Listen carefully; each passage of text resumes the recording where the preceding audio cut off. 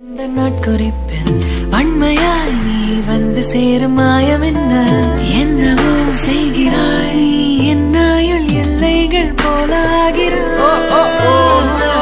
காந்தமாய் என்னை ஈர்க்கும் உந்தன் அன்பு இன்று சாந்தமாய் என்னை கட்டி போடும் காலம் என்ன கேட்கிறேன் கூரடி பெண்மையே.